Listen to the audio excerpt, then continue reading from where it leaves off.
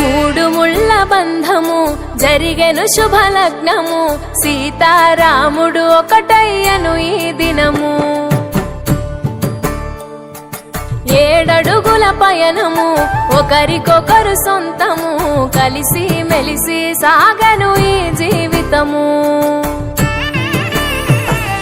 శతమానం భవతి అని వధువరులను దీవించి, శ్రీరస్తు శుభమస్తని అతిథులు ఆశీర్వదించి, పంచాభూతాల నడుమ 2 మనసులేకమయ్యే కళ్యాణం.